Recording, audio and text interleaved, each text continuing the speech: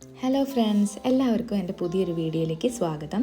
ഇന്ന് നമുക്ക് നല്ല അടിപൊളിയായിട്ടുള്ള ഒരു ചിക്കൻ ബിരിയാണി എങ്ങനെ ഉണ്ടാക്കാൻ നോക്കാം. ഞാൻ 1 കിലോ അരി വെച്ചിട്ടാണ് ഉണ്ടാക്കുന്നത്.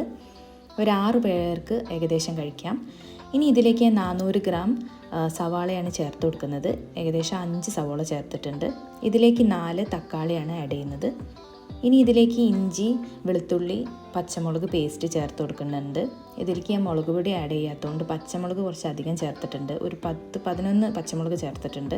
ഇനി ഇതിലേക്ക് മല്ലിച്ചപ്പും കുറച്ച് മഞ്ഞൾപ്പൊടിയും ചേർത്ത് കൊടുക്കുന്നുണ്ട്.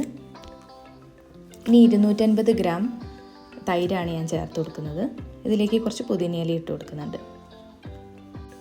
ഇനി ഇതിലേക്ക് 2 ടേബിൾ സ്പൂൺ ബിരിയാണി മസാല ചേർത്ത് കൊടുക്കുന്നുണ്ട്. വേറെ ഞാനൊന്നും മസാലകൾ ഇതിൽ ചേർക്കുന്നില്ല. ഇനി ഒരു നാരങ്ങയുടെ നീരും ചേർത്ത് കൊടുക്കുന്നുണ്ട്. ഇനി ആവശ്യത്തിന് ഉപ്പും ചേർത്തിട്ട് നന്നായിട്ട് മിക്സ് ചെയ്ത് കൊടുക്കാം.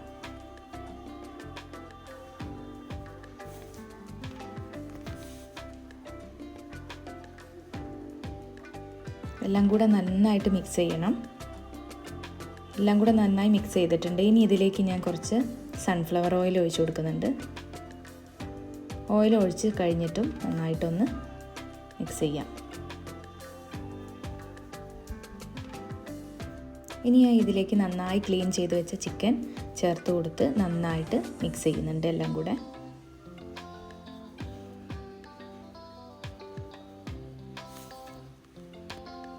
ഇനി ഇതൊന്ന് നമുക്ക് വേവിച്ചെടുക്കാം.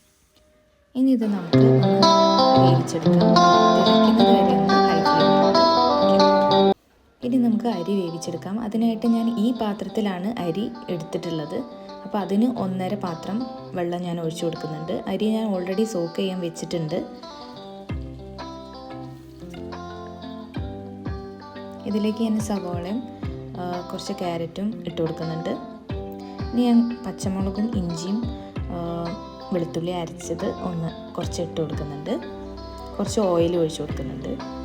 ഇനി ആവശ്യത്തിന് ഉപ്പും ചേർത്ത് കൊടുക്കാം. ഇതിലേക്ക് ഏലക്ക ഒക്കെ ചേർത്ത് കൊടുക്കണം. ഞാൻ ഇതിൽ ആഡ് ചെയ്യാൻ മറന്നുപോയി. അത് നിങ്ങൾ ചേർത്ത് കൊടുക്കണം. ഇനി ആ അരി ആഡ് ചെയ്യാണ് ഇതിലേക്ക്. നമ്മൾ ചോറ് ഇവിടെ റെഡി ആയിട്ടുണ്ട്. ഇതാണ് ചിക്കൻ ഇവിടെ റെഡി ആയിട്ടുണ്ട്. നമുക്ക് ഇതിലേക്ക് ചോറ് ഇട്ട് കൊടുക്കാം. ആദ്യത്തെ ലെയർ ഇട്ട് കൊടുത്തിട്ടുണ്ട്. ഇനി ഇതിലേക്ക് ഞാൻ നമ്മൾ ഫ്രൈ ചെയ്ത് വെച്ചിട്ടുള്ള ഒണിയൻ ഇട്ട് കൊടുക്കാം. ഇനി മല്ലിച്ചപ്പ്, പുതിന, പിന്നെ നെയ്യ് ഒഴിച്ചു കൊടുക്കാം. ഇനി കുറച്ച് ബിരിയാണി മസാല ആഡ് ചെയ്ത് കൊടുക്കാം. ഇനി ഞാൻ ചിക്കനിൽ കൂടുതൽ വന്നിട്ടുള്ള മസാലയുടെ സ്റ്റോക്ക് എടുത്തിട്ട് ഇതിൻ്റെ മുകളിൽ ഒന്ന് ഒഴിച്ചു കൊടുക്കുന്നുണ്ട്. ഇനി നമുക്ക് സെക്കൻഡ് ലെയർ ഇട്ട് കൊടുക്കാം. ഇനി ഇതിലും ഞാൻ ഫ്രൈ ചെയ്തിട്ടുള്ള ഒണിയൻ ചേർത്ത് കൊടുക്കുന്നുണ്ട്. കുറച്ച് പുതിന, മല്ലിച്ചപ്പും, കുറച്ച് നെയ്യും, കുറച്ച് ബിരിയാണി മസാലയും ചേർത്ത് കൊടുക്കുന്നുണ്ട്. ഇനി ഇതിലേക്ക് നമുക്ക് നെയ്യ് ഒഴിച്ചു കൊടുക്കാം.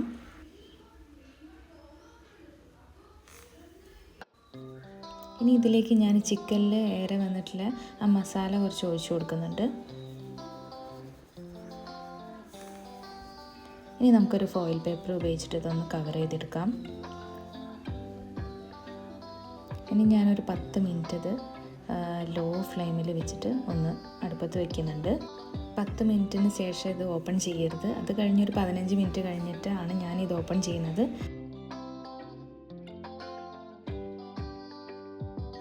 അപ്പോൾ നമ്മൾ ബിരിയാണി നന്നായിട്ട് കിട്ടിയിട്ടുണ്ട്. ഓവർ കുക്കായിട്ടൊന്നുമില്ല, അടിയിൽ പിടിച്ചിട്ടുമില്ല. വേറൊരു പാത്രത്തിലേക്ക് മാറ്റാം.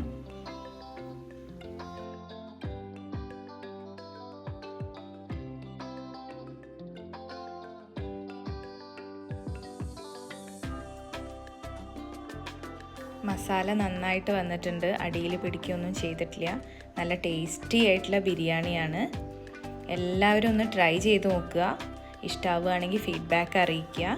നല്ല ടേസ്റ്റി ബിരിയാണിയാണ്. അപ്പോൾ ഇതുപോലുള്ള വീഡിയോസുമായിട്ട് ഇനിയും കാണാം. താങ്ക്